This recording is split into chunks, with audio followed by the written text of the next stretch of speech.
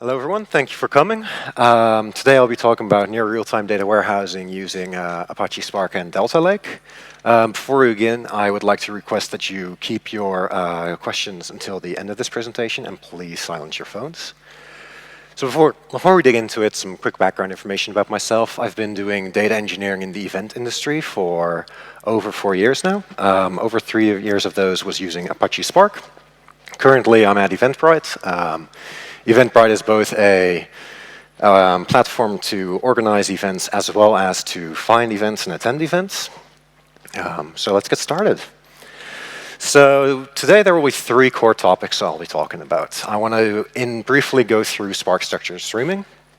I want to really dig into Delta Lake since it's a more newer solution and how it works. And then I want to go through a detailed example of applying both these technologies for data warehousing. So Spark Structured Streaming was introduced in Spark 2.0, which was released in 2017 from the top of my head. It's the replacer of dstreams. And basically, the streams are unbounded data frames. And the nice thing about that is we can use a familiar API and existing knowledge on a streaming solution. So like I said, basically streaming data frames are unbounded tables, meaning that on every interval, you process new records and you add them to your unbounded table. Naturally, this cannot grow indefinitely, as then you'd run into memory constraints, but there are solutions for that. Streaming data frames are, however, different than normal data frames. You are more restricted in the operations you do. For example, distinct operations are not possible. You are more restricted in types of joins. You can do stream-to-stream joins, but you often need to do watermarking, which is something we'll go into detail in a moment. You can do batch-to-stream joins, and some types of joins just aren't supported. As well as you are more limited in when you do your aggregations. You can only do that after you execute all your joins, meaning that there's more preparation that you need to do before you actually apply the business logic on your data frames. There's also support to recover using structured streaming. So there is the concept of checkpointing, which basically is a write-ahead log. Checkpoints can only be written to a HDFS compatible file system, and it also stores the state, and state can be whatever aggregations are currently running. It can also be what is the latest Kafka offset. However, if you change the logic that is used on the streams, you might not be able to resume from that checkpoint. For instance, if you have a data frame doing aggregations and you change that aggregation, you try to resume from that same checkpoint, likely is it will not pass. So to combine Spark structured streaming with data warehousing, I want to definitely highlight how important watermarking is and how it lets you manage data. As well as I mentioned how structured streaming data frames are different from regular data frames. You can get around those limitations by using the for each batch method. So here's a quick example from the documentation.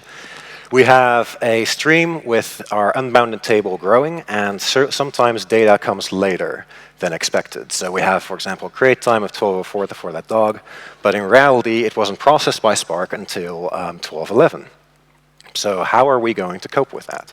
Well, we have the concept of watermarking. Sometimes data comes in at exactly when we expect it.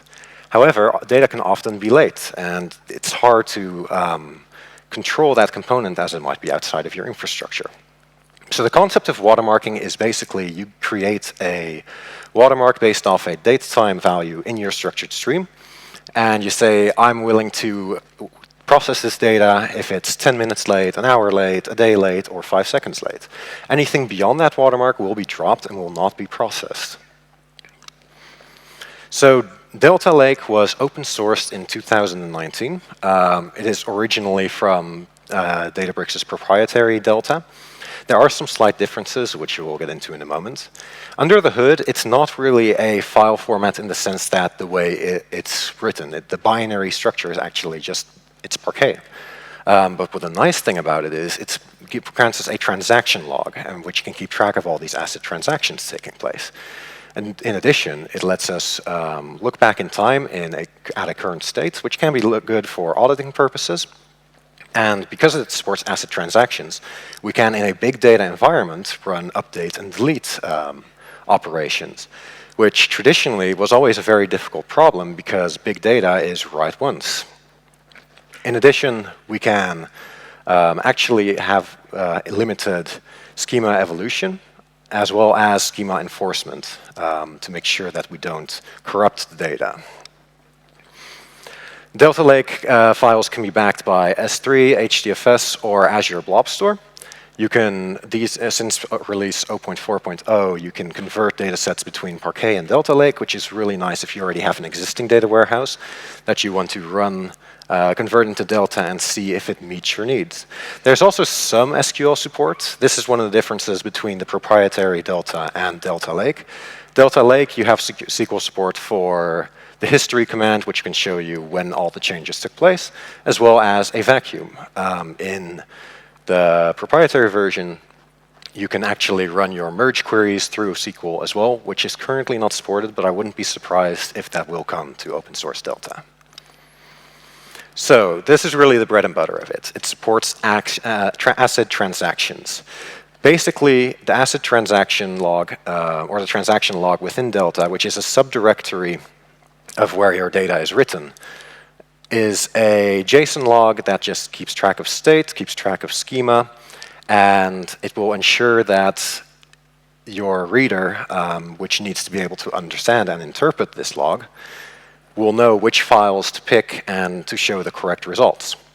Files will not be deleted during a read unless you explicitly do so, but there are guardrails in place to make sure you don't accidentally delete active data, as well as there is optimistic conflict resolution. So here's an example of, we have a data frame that we want to insert as a delta, So we have an S3 path, and we just do a common way to write data, and as we see, we have 4 files in there now because there were 4 internal partitions.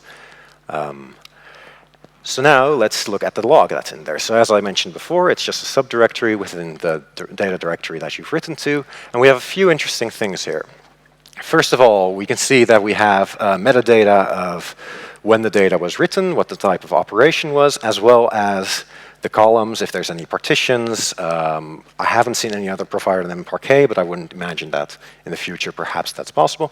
And we see 4 add operations, and we see these different files. I truncated a little bit because otherwise it was way too long, but you'd have normally the UUID in between the part and C. And we can see how big the files are when they were last modified. This is basically what that transaction log looks like. So let's do another operation. Let's insert more data. So these are both records that are being inserted, they're being appended, and we see now we have 6 files, which is what we expect. The part integer, because it's all write once, it just is specific to when this data was written. And if we look into the log file, we see we have a new log present. And it's very simple. There's another, again, the commit info, how the data was written, what the write method was, and the files that were added. Pretty straightforward. So now if we read that data, we see exactly what we expect. We have ID 1 to 6, and all the records that are there, each, in this case, are a separate part file. Now we're going to do a little bit more. What shows the power of Delta is we're going to actually run an insert and an update. So here we have this big block of code, which basically says, which we're going to break down. So we have the first component, which we are defining where the data set rests, and we give it an alias. And this alias is what we reference in, what we use to reference the data frame base in this case. So that's the data that's already there. We give it a condition to merge on, so we give our update data frame a alias just like base. So we have base being the existing data frame already in S3, and update being the data frame that we are going to insert. The join condition is a very simple on ID, and when it matched, we give an update expression that we want to update basically all the other records, all the other columns that are not ID. And we see that we have an insert expression when there's nothing matched on ID. So what this gives us now is we have Amanda now here, and Amanda is one of the records that was inserted, but Eric before is now a higher value customer. And how this looks like in the transaction log is we see that files are actually removed and new files are added. However, if we were to list the directory, we'll see that actually the files are still present. Now, this comes back to Delta being able to look back in time and everything being write once in a big data environment. That has not changed with Delta. It's just being clever on how we manage writing once. So not all operations are effective immediately, because those files will still live until we take action to clean that up. And new log files are created for each transaction, as we can see. So if we ever need to debug when something broke, we can just go through the Delta logs and see, oh, here's what happened. Here's why certain files are missing or why they are present. So if we look into, oh, that's actually duplicate. So these two files here are the ones that got removed. However, they're still present in the file system. So let's dig into that. We need to clean that data up because perhaps, while this is a small example, if you are streaming data in, you might actually be creating thousands, hundreds of thousands, millions of files, and that can make listing operations slower. The files might be too small, and so on. So to clean up, Delta provides us a vacuum command. And a vacuum can be run on a retention period. The default and the recommended retention period is 7 days, which is quite generous, if you ask me. But the reason this is done is because if there are long reads going on, you don't want to interrupt those reads and basically give a corrupted data set to whoever the reader is. One thing that is interesting to me is that vacuum commands don't actually get logged, but that's likely because they are a file system operation and not as much a Delta operation. According to Delta, for the reader, those files aren't actually present. So you might want to have something in place that whenever you run a vacuum, you actually keep track of what's being cleaned up and what's being physically removed from the file system. So we're going to run a vacuum here. We define our table, and we set that we want to, we need to set this property so that we can override this minimum retention period. And as you can see, I'm setting a vacuum of 0, which is any file that is marked as removed by the transaction log needs to be removed immediately. If I were to set 1 day, 2 day, 10 seconds, whatnot, it would check the commit on the Delta log and based off that decide whether or not that file should be physically removed from whatever is backing my data. So we see that we have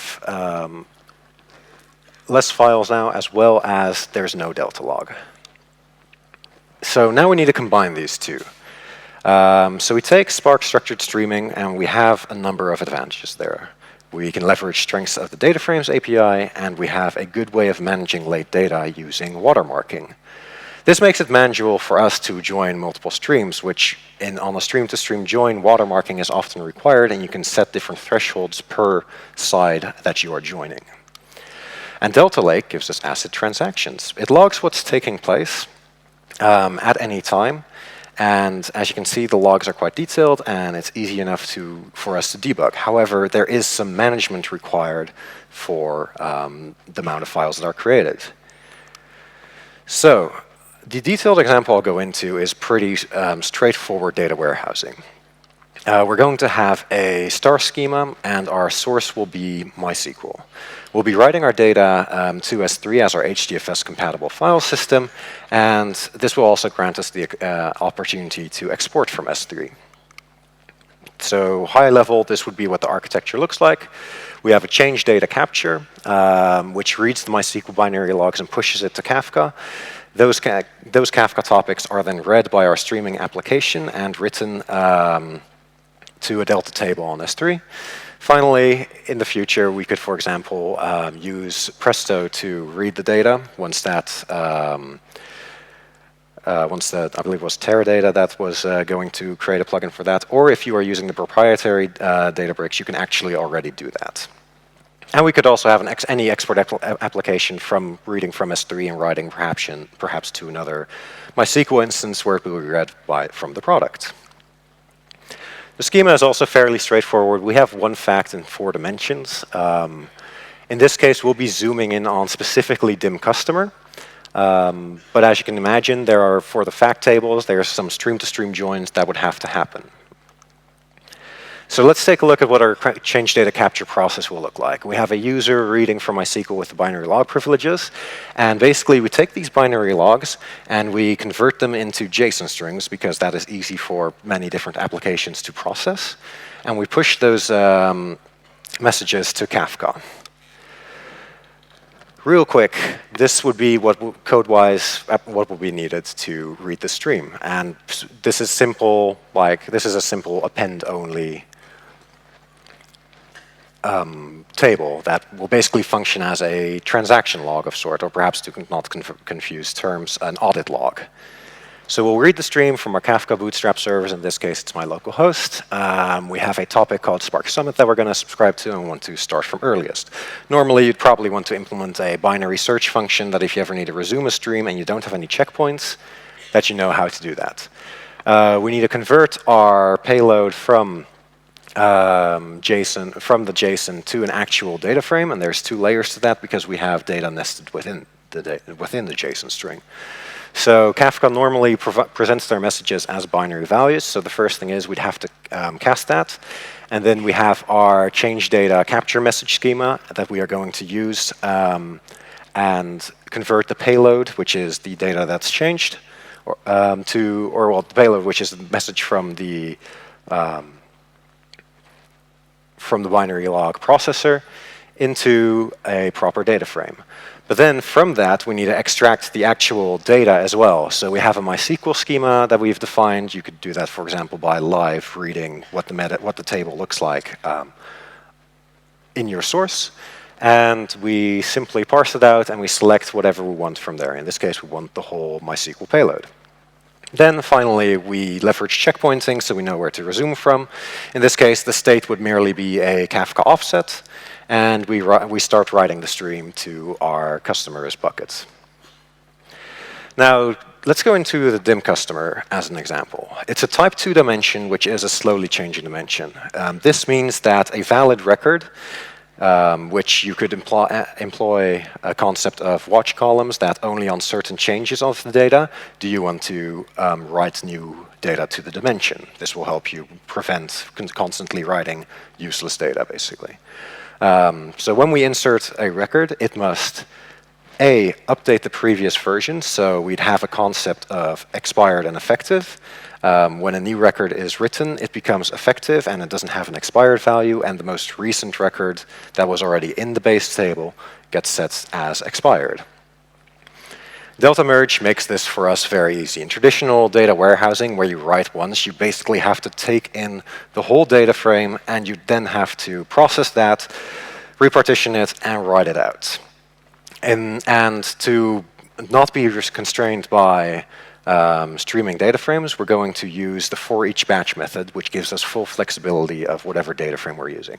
Now, for each batch is limited to Scala for now, but you could monkey patch, if you're a big Python shop, you could monkey patch in calling the Scala method directly. So in this case, let's look at our base data frame. We have very simple, all these records are still current. It's the first time we have ever written anything, and we have customers 1 to 7. In our batch, we're updating one record, which we're changing Eric's email from TDL to TLD because he decided to fix it. And we're adding in Jim. So this will give us, this is the for each batch method that we use to write this out. There's a number of things that we do here, but the nice thing, as I keep repeating, is it lets us handle the data frame as we see fit. And at Eventbrite, we've noticed that is a very liberating factor on using streaming data. So let's break this down. We have our unioned batch data frame, which we basically, for our streaming batch, we give it a merge key of null. The reason is that we're doing that is because this guarantees an insert. We union it with itself. The reason for this is this is where we're setting our merge key to the customer ID, which is the natural key from the source data. And we must make sure that, and we're joining it with base, and the reason we join it with base, an inner join, is so that we don't try to insert the same record twice, and we only grab the most recent version of base. So now we're selecting everything from batch, and we're selecting the merge key. This results in the following data frame. We see now that we have two records of Eric, one with the merge key set and one with no merge key set. So those first two records will definitely be inserted, but the second record should actually update the previous record and set an expiration date. So let's look at that. We have our unioned data frame as batch, and we have our base data frame as base. We set a merge condition for the customer ID on base must match the merge key, and expired is not null, or is null. When it's matched, the only operation we do is we update the effective date. But when it's not matched, it's a very simple insert expression where we insert all the values, and then we tell it to execute that. And as we can see, we now have a expired value for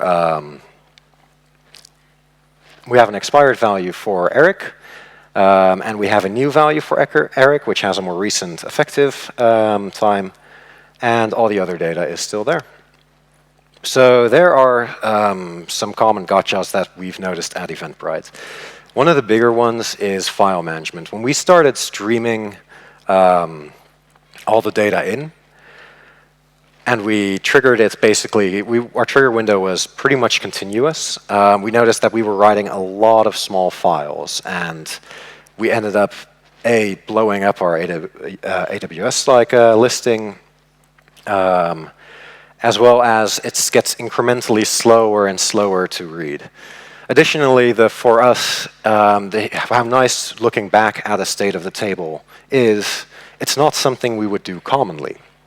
So there's a few things that we'd have to do. We'd have to reduce the number of files present, and we have to optimize the actual file size as output.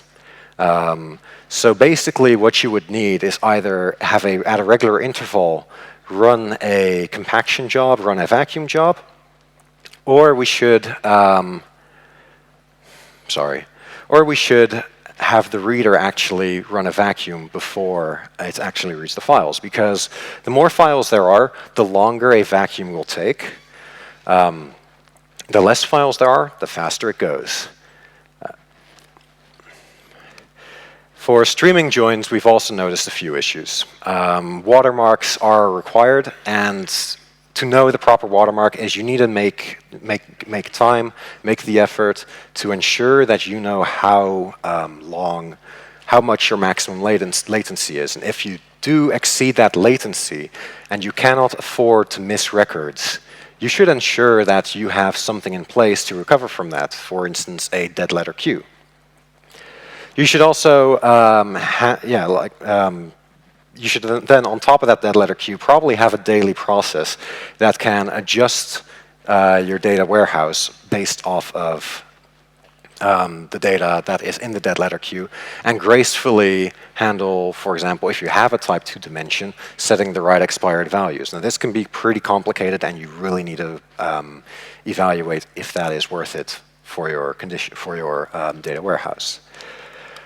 I went through this a lot faster than I expected, but if anyone wants to, if anyone has any questions or want to get more into detail on, for example, using this on fact streams, please let me know.